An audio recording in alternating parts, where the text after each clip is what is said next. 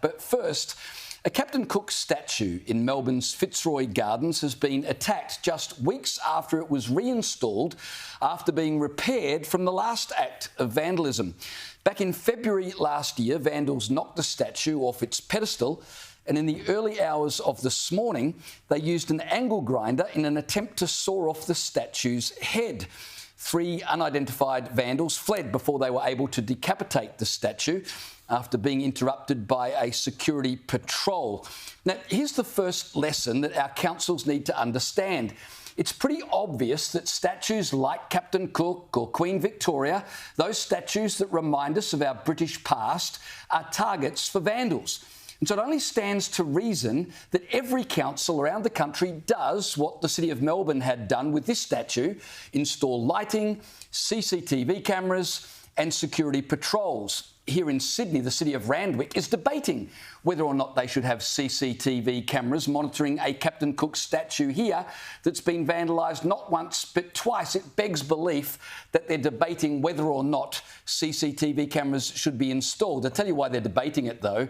The Greens Mayor, Philippa Veitch, has said on the public record she doesn't think the statue should be there at all because it's a sad reminder of our colonial past, and so they're going to debate whether or not there should be security.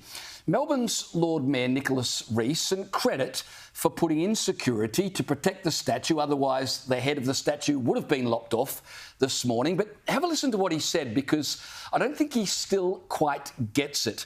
In a statement he said, and I quote, "Our security team observed Cook's cottage and the Captain Cook statue being damaged early on Tuesday morning and implemented measures that prompted offenders to leave the scene."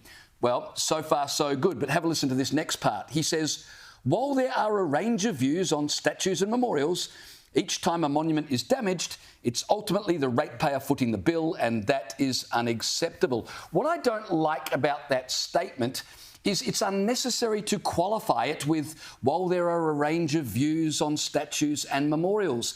There are a range of views on all sorts of things, including crimes, but saying that almost gives cover for those who commit these crimes. It's like they're subtly saying, look, we understand why you did it.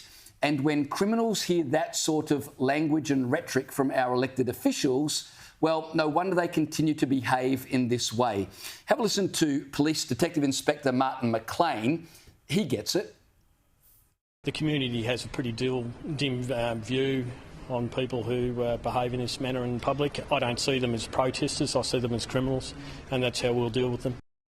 Absolutely, they're criminals. And for the Lord Mayor of Melbourne to say, you know, the problem here is ultimately ratepayers have to pay money to fix the statue, that's probably the last concern, to be honest. It's not that much money.